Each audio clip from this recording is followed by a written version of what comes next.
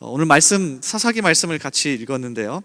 사사기 7장의 말씀을 통해서 무장해제라는 제목으로 말씀 나누겠습니다. 노진준 목사님의 믿음을 의심하다라고 하는 책에 보면 무신론자에 대한 이야기가 나옵니다. 그러니까 무신론, 유신론 이런 이야기 하잖아요. 하나님이 있다, 없다. 이걸 가지고 없다는 사람을 무신론, 또 있다고 하는 사람을 유신론이라고 하는데 아주 독특한 이야기가 나옵니다. 한번 들어보세요. 일반적으로 사람들은 무신론자들 중에는 이론적 무신론자와 실제적 무신론자가 있다고 합니다. 이론적 무신론자는 하나님의 존재를 부정하는 사람입니다. 그는 이론적으로 하나님은 존재하시지 않는다고 믿습니다. 실제적 무신론자는 삶 속에서 하나님의 존재를 의식하지 않고 사는 사람입니다. 그러니까 정리를 해보면 무신론자를 둘로 나눌 수 있는데, 첫 번째 이론적 무신론자는 이론적으로 하나님은 없다라고 말하는 사람이고요. 실제적 무신론자는 머릿속으로, 그리고 이론적으로는 하나님은 살아계셔 라고 말은 하지만 실제적인 삶 속에서는 하나님이 없는 것처럼 사는 사람들을 무신론자라고 부릅니다. 실제적 무신론자. 여러분 어디에 속하는지 한번 잘 생각해 보십시오. 그러면서 계속 이렇게 이야기합니다. 그러니까 하나님의 존재를 놓고 유신론자와 이론적 무신론자가 논쟁을 한다면 하나님의 존재하심과 존재하시지 않음을 증명해야 할 부담이 이 두 사람 모두에게 있습니다. 이 논쟁이 끝없는 철학적 사변으로 이어질 수 있다는 사실은 역사를 통해 알 수 있습니다. 하지만 하나님의 임재를 놓고, 즉 고백의 진실성을 가지고 유신론자와 실제적 무신론자가 논쟁을 한다면 하나님의 임재를 증명해야 할 부담은 유신론자에게 있습니다. 실제적 무신론자들은 하나님이 존재하시지 않음을 그 삶을 통해 진실하게 고백하고 있기 때문입니다. 자, 이 부분이 정말 주목할 부분입니다. 그러니까 무신론자 중에서도 실제적 무신론자 교회 안에 많이 있거든요. 겉으로는 하나님이 살아계십니다, 예수 그리스도께서 우리를 위해 죽으셨습니다, 그래서 제가 구원받았습니다 라고 이야기는 하는데, 삶을 보면 하나님이 없는 것처럼 살아가는 사람들을, 자, 이 사람을 노진준 목사님은 이 책에서 가장 위험한 사람이라고 이야기합니다. 여러분 어디에 속하는지 한번 정말 깊이 고민해 보십시오. 다시 말하면 사람들은 하나님이 없는 것처럼 철저하게 자기 중심적으로 살아가기 때문에 하나님의 부재를 어렵지 않게 증명하며 살고 있습니다. 이런 세상에서 하나님을 믿는다고 고백한다면 하나님의 임재를 증명하는 일은 고백을 한 사람의 몫입니다. 자, 그리고 띄워주실래요? 그 다음 이 부분입니다. 행함이 없는 믿음은 하나님은 전능하시고 선하셔서 우리의 삶을 주관하시는 분이라고 고백하면서도 하나님이 없는 것처럼 살아갑니다. 우리가 죄인 되었을 때 예수 그리스도가 우리의 죄를 용서하시고 다시 하나님의 자녀가 되도록 하시려고 죽으시고 부활하셔서 오직 믿음을 통해 이 특권을 누리게 되었다고 말하면서도 교리적으로 탄탄한 사람이죠. 이 세상이 전부인 것처럼 살아갑니다. 그러니까 행함이 없는 믿음은 실제적 무신론자처럼 보입니다. 이 부분이 우리를 정말 소름 돋게 하고 무섭게 하는 부분 중에 하나입니다. 분명히 하나님을 믿는다고 다 같이 이 자리에 앉아는 있지만 어쩌면 저와 여러분도 실제적 무신론자일 수 있죠. 이론과 삶이 동떨어져 있다면. 그런데 이건 교회만의 일은 아닌 것 같습니다. 연세대학교에서 교육학을 가르치는 이성호라고 하는 교수님이 계시는데요, 이분이 지금 당신의 자녀가 흔들리고 있다라고 하는 책을 썼는데, 이 책에 휴지를 줍는 교장 선생님의 이야기가 나옵니다. 실제 본인이 움직이면서 휴지를 주우면 학생들이 찾아와서 도와줄 줄 알았답니다. 한 명도 없었대요. 그러면서 이렇게 기록합니다. 훈시만 할 것이 아니라 직접 모범을 보이며 휴지를 줍고 다니면 아이들이 동참할 것으로 생각하고 시행했다. 그런데 교장 선생님이 휴지를 줍고 있을 때 세 부류의 아이들로 나뉘게 된다. 첫째는 그 모습이 민망했는지 하던 것을 멈추고 교실로 가거나 교문 밖으로 나가는 아이들. 둘째는 교장 선생님이 휴지를 줍는 곳을 피해 그 옆으로 가서 노는 아이들. 세 번째는 교장 선생님을 따라다니는 아이들. 이 아이들은 함께 휴지를 줍는 착한 아이들이 아니다. 따라다니면서 이렇게 말한다. 선생님, 저기도 휴지가 있는데요. 교장 선생님의 생각과는 달리 그 누구도 휴지를 줍는 아이는 없었다. 만약 초등학교 시험에 다음과 같은 문제가 나왔다고 하자. 운동장에 휴지가 떨어져 있습니다. 어떻게 해야 착한 어린이일까요? 그렇다면 아마도 대다수 떨어져 있는 휴지를 줍습니다 라고 답변하고 정답을 맞히었다고 좋아할 것이다. 하지만 실제 삶에서는 교장 선생님을 따라 휴지를 줍는 아이는 한 명도 없었다. 그러면 이 교육학을 가르치는 연세대학교 이성호 교수가 결국에는 해결책으로 제시한 방법이 뭘까요? 자, 이 부분을 오늘 같이 고민해 볼까 합니다. 교장 선생님을 향하여서 그리고 우리를 향하여서 이성호 교수가 뭐라고 제공하냐면 기준을 낮추지 말라고 이야기합니다. 휴지를 줍지 않으니까 선생님들 다 모여서 줍거나 아니면 한 개만 주워와도 괜찮다고 착하다고 이야기할 게 아니라 오히려 원래 가지고 있던 기준을 더 높여서 정확하게 가르쳐야 한다고 이야기해요. 자, 이 부분이 오늘 우리가 함께 읽은 이 기드온의 이야기 속에 등장하는 아주 놀라운 진리 중에 하나입니다. 그래서 오늘 기드온 여러분이 잘 아는 이야기인데 한번 같이 살펴보면서 여러분의 삶을 돌아보았으면 좋겠고요. 확실한 건 오늘 기드온의 이야기를 통해 하나님이 우리를 어떻게 다루시는지 정확하게 아실 수 있을 겁니다. 우리 역시 실제적 묵신론자입니까? 우리 역시 기준이 많이 낮춰져 있습니까? 하나님은 거기에 만족하지 않으시고요. 어떻게 다루는지 한번 같이 살펴보겠습니다. 일단 오늘 말씀은 이렇게 시작하죠. 1절을 한번 같이 보겠습니다. 7장 1절, 여룻바알이라 하는 기드온과 그를 따르는 모든 백성이 일찍이 일어나 하롯셈 곁에 진을 쳤고 미디안의 진영은 그들의 북쪽이요 모레산 앞 골짜기에 있었더라. 자, 전쟁 이야기로 시작하는데요. 기드온을 비롯한 이스라엘과 그들과 대적하는 미디안과의 전쟁을 위해서 하롯셈이라고 하는 곳에 군사를 모으면서 시작합니다. 미디안의 군사는 13만 5천 명이었고요. 자, 2절 말씀을 보면 기드온이 모은 그래도 자원해서 모은 군사의 숫자는 3만 2천 명이었습니다. 그러니까 산술적으로 보아도 4대 1의 열세입니다. 여러분이 4대 1의 열세로 싸운다고 한번 생각해 보십시오. 거기다가 미디안은 낙타 부대를 가진 최첨단 무기를 가진 부대였습니다. 원래 낙타는 야생에서 자라나는 동물입니다. 그런데 주전 11세기부터 미디안 사람들이 길을 들이기 시작합니다. 그래서 역사적으로 가장 먼저 낙타를 전쟁에 가지고 나온 사람들이 오늘 성경에 나오는 미디안이에요.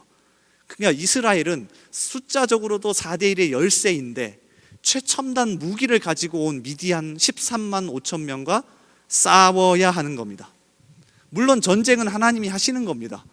오늘 말씀도 잘 읽어보고 현재까지 사사기 말씀을 계속해서 읽어오다 보면 하나님은 반복해서 이렇게 말씀하세요. 사사기 3장 1절에 보면 정확하게 나와 있는데요. 여호와께서 가나안의 모든 전쟁들을 알지 못한 이스라엘을 시험하려 하시며, 자, 이 부분은 전쟁을 가르치신다는 내용이 아니라 하나님이 어떻게 대신 싸우시고 하나님이 어떻게 이스라엘을 위해서 일하신다는 것을 보여줌을 뜻합니다. 너희가 싸우는 게 아니라 내가 싸우는 거야. 자, 이 부분을 가르쳐 줍니다. 그래서 오늘 7장 2절도 보면 이러한 부분이 잘 드러나 있습니다. 이는 이스라엘이 나를 거슬러 스스로 자랑하기를 내 손이 나를 구원하였다 할까 함이니라. 이스라엘이 잘나서 싸우는 게 아니라 내가 할 건데 너희는 따라와. 자, 이것을 가르쳐 주시기 위해서 현재 이 전쟁이 벌어지고 있답니다. 자, 그런데 제가 만약 하나님이었고 제가 만약 이 기드온과 이스라엘 백성들을 미디안과 싸우게 하고 싶었다면 적어도 13만 5천 명의 적군이니까 130만 5천 명은 줬을 것 같습니다. 자, 이해가 되십니까? 기드온과 이스라엘은 실제적 무신론자입니다. 말로는 하나님이 살아계신다고 이야기하지만 실제 삶 앞에서는 하나님이 없는 것처럼 살아가는, 두려워하고 떨며 살아가는 우리와 비슷한 사람들이에요. 그러면 이런 사람들을 움직이게 하려면 상대보다 훨씬 많은 병력과 무기를 주어서 한번 싸워볼래? 하고 나가서 싸우게 하는 게 맞습니다. 여러분 그렇지 않습니까? 그런데 독특하게도 3만 2천 명의 군사를 모은 기드온과 이스라엘에게 하나님은 숫자가 너무 많다, 줄여라 라고 이야기하십니다. 이 부분이 굉장히 독특하고 흥미로웠습니다. 제가 사사기 7장을 계속해서 읽어봐도요, 이해가 되지 않았습니다. 제가 하나님이었으면 더 많은 것을 주어서 손에 들려서 싸우겠을 겁니다. 그게 청년부를 담당하는 제 마음입니다. 만약에 여러분이 무슨 일을 해야 한다고 하면 여러분에게 더 많은 인력과 더 많은 힘과 더 많은 재정을 가져다 주어서 그 일을 하게 하고 싶은 게 제 마음이에요. 하나님도 그렇지 않을까요? 그런데 조금 다르더라고요. 숫자를 줄이라고 합니다. 2절과 3절 계속 읽어볼까요? 제가 읽어드릴게요. 여호와께서 기드온에게 이르시되 너를 따르는 무리가 너무 많은즉 내가 그들의 손에 미디안 사람을 넘겨주지 아니하리니. 이어지는 3절, 이제 너는 백성의 귀에 외쳐 이르기를 누구든지 두려워 떠는 자는 길르앗산을 떠나 돌아가라 하라 하시니 이에 돌아간 백성이 22,000명이요 남은 자가 10,000명이었더라. 32,000을 모았더니 더 줄여서 10,000명만 남겨놓으셨습니다. 조금 더 생각을 해볼까요? 기드온과 이스라엘은 믿음이 조금이라도 있던 사람들도 아닙니다. 이 부분이 굉장히 흥미롭습니다. 기드온이 제일 처음 등장하는 사사기 6장에 보면 그를 이렇게 묘사해요. 제가 읽어드릴게요. 여호와의 사자가 아비에셀 사람 요아스에게 속한 오브라에 이르러 상수리 나무 아래에 앉으니라. 마침 요아스의 아들 기드온이 미디안 사람에게 알리지 아니하려 밀을 포도주 틀에서 타작하더니, 미디안은 유목민이었기 때문에 한 자리에서 압제한 게 아니라 곡식을 거둘 때만 되면 쳐들어와서 곡식을 뺏어가던 일을 했습니다. 그러니까 기드온이 지금 뭘 하는 거냐면 걸리지 않으려고, 미디안 사람에게 들키지 않으려고 밀을 타작하는 마당에서가 아니라 아주 몰래 포도주 틀에서 타작하던 사람이 기드온입니다. 우리식으로 표현하면 조금 찌질하다고요. 믿음이 강력하고 용기가 많은 사람도 아닙니다. 그런 사람에게 하나님이 숫자를 줄이라고 하는 게 아니에요. 자, 이해가 되세요? 거기다가 더 읽어보면 처음 사사로 부를 때 사사기에서 이 기드온이 하나님에게 요구하는 이 장면은 너무나도 놀랍습니다. 하나님을 오히려 시험합니다.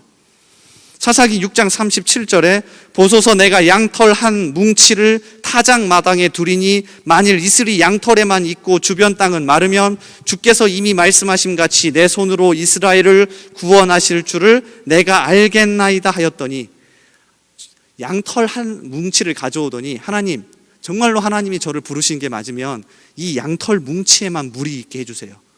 또 한 번 시험하죠. 하나님은 정말로 부르신 게 맞다면 양털 뭉치를 제외하고 주변에만 물이 있게 해주세요 라고 할 정도로 소심하고 용기 없고 믿음 없는 사람이 기드온입니다. 여러분 주변에 이런 사람이 있다면 여러분 어떻게 다루시겠습니까? 만약에 그런 사람을 저에게 상담하라고 보내면 제가 어떻게 다뤄야 할까요? 열심히 격려하고 위로하면서 조그만한 것 하나 잘해도 괜찮아, 잘했어, 너의 믿음이 대단하다, 칭찬하면서 가야 하는 것 아닙니까? 오늘 사사기 7장은 그런 장면이라고요.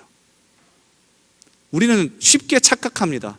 기드온과 300용사의 이야기를 너무나도 많이 들어왔기 때문에 아니 당연히 기드온은 300명의 용사를 데리고 가서 미디안과 싸워야지, 하나님이 도우시겠지 라고 쉽게 착각합니다. 그런데 전쟁은 장난이 아닙니다. 살이 튀고 피가 튀고 목숨을 내놓고 해야 하는 게 전쟁인데, 이 전쟁에 정말로 소심하고 용기 없고 믿음 없는 한 사람을 세우더니 병력을 많이 준 것도 아니고 무기를 많이 준 것도 아니고 오히려 뭘 시키십니까? 철저하게 기준을 높이셔서 거기에 맞추십니다. 저는 이 부분이 너무나도 놀라웠어요. 여러분과 정말 나누고 싶습니다. 이게 하나님 아버지의 마음입니다. 그리고 솔직하게 표현할까요? 이게 청년부를 담당하는 저의 마음이기도 합니다. 제가 여러분을 많이 격려하고 칭찬하기도 합니다. 여러분 느끼셨습니까? 여러분이 요만큼 잘하면 저는 이만큼 칭찬합니다. 아닌가요? 그래서 저 칭찬을 많이 하려고 노력하는 목사 중에 하나인데요. 그럼에도 불구하고 제 마음속에 있는 기준은 어느 정도인 줄 아십니까? 이만큼입니다. 하나님의 마음과 똑같습니다. 만약에 하나님이 기드온을 어쭈쭈 하면서 그 정도에서 다루셨다면 거기서 끝입니다.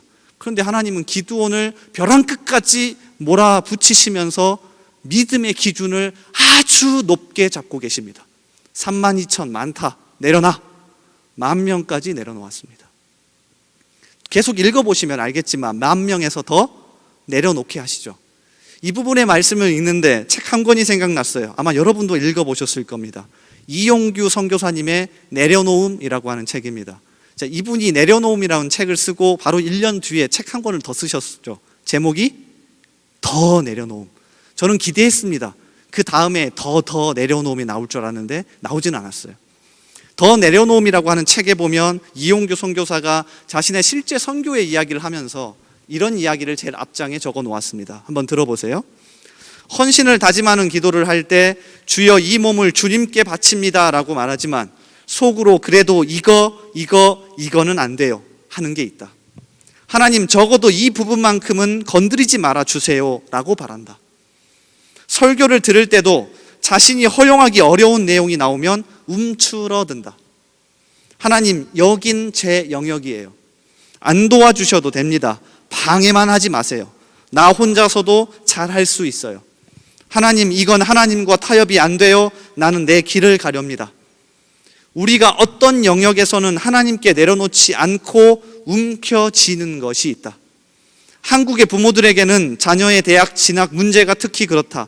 사업을 하는 사람들에게는 사업하는 방식에 그런 요소가 많다. 자, 그러면서 이렇게 글을 맞춥니다. 띄워주실래요? 이것만은 안 되는데 하면서 막는 것들이 있지 않은가? 그 부분에 대해 하나님이 이 책을 읽는 한 사람 한 사람에게 직접 말씀하시고 다루시기를 소망한다. 이용규 선교사님은 이 책을 많은 사람이 읽도록 작정하고 쓴 책이 아닌 게 확실합니다. 왜냐하면 1장부터 독서를 내뿜습니다. 여러분에게 원하시는 하나님의 기준은 이만큼입니다. 여러분이 하나님 앞에서 아직도 내려놓지 못하고 움켜쥐는 게 있다면 하나님은 그거 다 내려놓게 하실 겁니다 라는 독서를 내뿜으면서 책을 씁니다. 그러니까 오늘 말씀도 이용규 선교사의 말을 빌리면 이것만은 안 되는데 하는 기드온의 모든 것을 하나님이 내려놓게 하십니다. 7장에서. 그러니까 제가 이 말씀을 빌어서요, 오늘 이 말씀을 듣는 한 사람 한 사람에게 오늘 하나님이 말씀하시고 만지시기를 소원합니다. 정말로 저의 마음입니다. 계속해서 말씀을 읽어가 보겠습니다. 하나님은 참 얼마나 재미있게 기드온을 몰아가시는지 한번 볼게요. 10,000명까지 줄었습니다. 아마 기드온은 여기까지는 괜찮다고 생각했을 거예요. 이유는 두렵고 떠는 사람들을 돌아가라고 했으니까 32,000에서 두려워하는 사람 22,000명을 제해버리고 정말로 용기 있는 사람 10,000명만 남았습니다. 그 정도면 숫자적으로 13대 1의 열세지만 하나님이 도우시면 싸워볼만 하다고 생각했을 거예요. 자, 그런데 하나님이 이제는 아주 독특한 방법으로 숫자를 다시 나누십니다. 기드온아, 아직도 많다. 4절을 보십시오. 여호와께서 또 기드온에게 이르시되 백성이 아직도 많으니 그들을 인도하여 물가로 내려가라. 거기서 내가 너를 위하여 그들을 시험하리라. 그리고 우리가 잘 아는 것처럼 그 물가에서 물을 먹게 하시면서 물을 먹는 장면으로 두 부류로 나눕니다. 수많은 사람들이 물 먹는 장면 가지고 해석을 했는데 정확한 것은 없고요. 물 먹는 장면보다 기드온의 입장에서 더 흥미로운 건 숫자입니다. 자, 여러분이 기드온이라고 생각해 보십시오. 10,000명에서 너무 많다고 줄이라고 했습니다.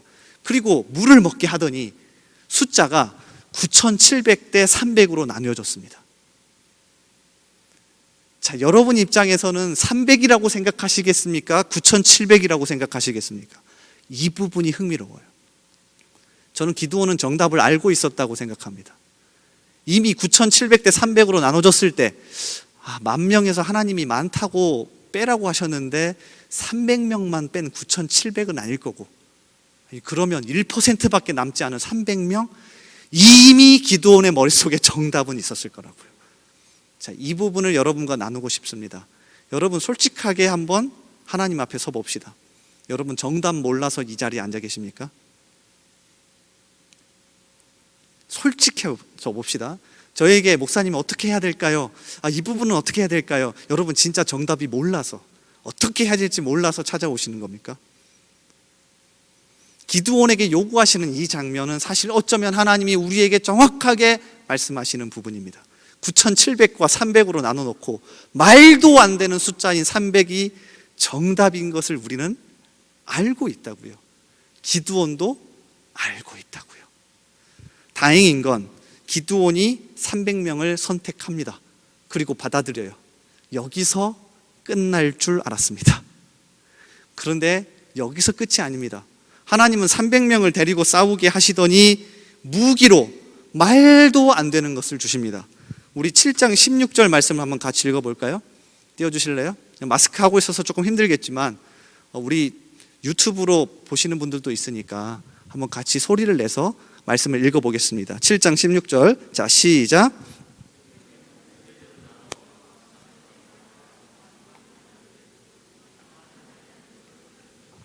아멘.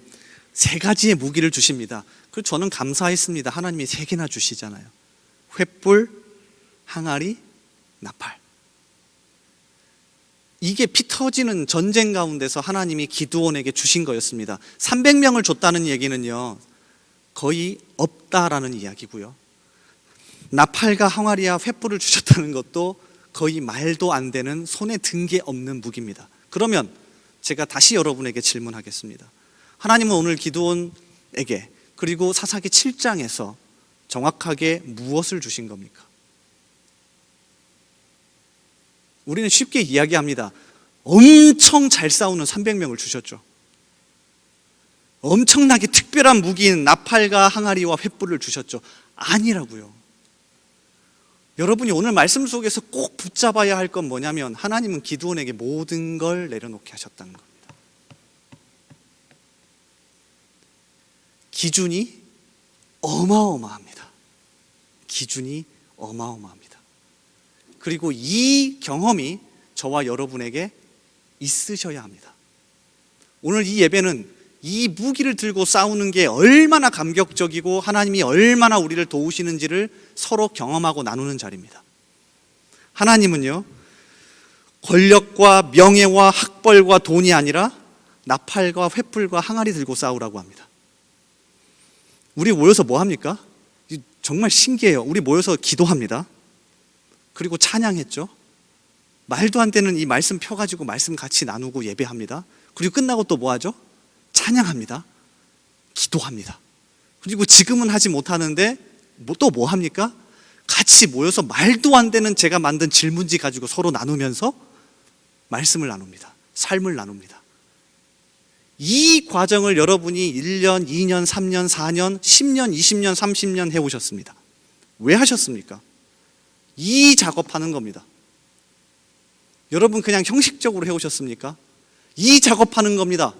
삶 속에서 기드온처럼 모든 것을 내려놓게 하시는 하나님을 경험하면서 야, 학벌이, 권력이, 힘이, 그게 돈이 힘이 아니라 야, 이 말도 안 되는 기도와 찬양과 예배와 말씀과 이것 가지고 하나님 붙들고 살았더니 사라지네? 라고 하는 것을 경험하고 같이 나누는 자리가 바로 이 자리입니다. 여러분 위로받으라고 하는 자리가 아닙니다.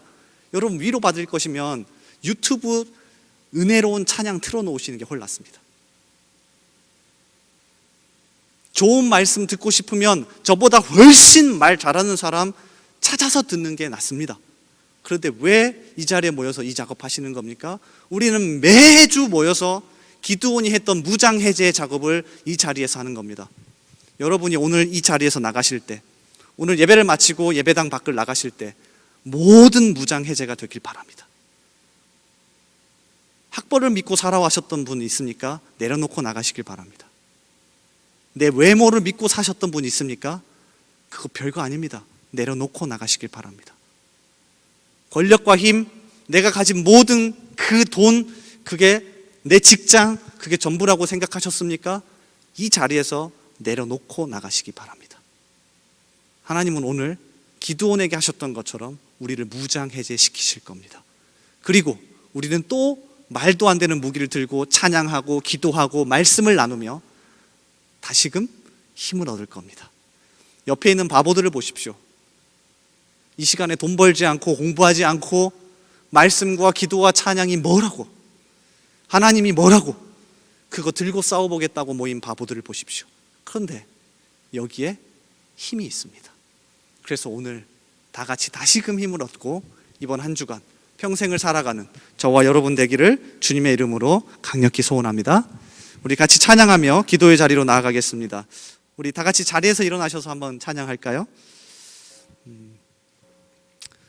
어려운 시기들이라고 많이 하는데 꼭 그렇게 보지 않았으면 좋겠어요, 여러분. 여전히 지금도 하나님이 일하시고 과거에 어려웠던 시기도 하나님이 일하셨고 앞으로도 일하실 것이기에 그 하나님을 붙잡고 나아가는 저와 여러분 되길 바랍니다. 그래서 이 시간 주가 일하시네라고 하는 찬양할 텐데요, 이 찬양하시면서 하나님을 더 붙잡고 또 내가 믿었던 것 내려놓고 주님 앞에 더 깊이 나아가는 시간이 되길 바랍니다. 우리 주가 일하시네 함께 찬양 드리겠습니다.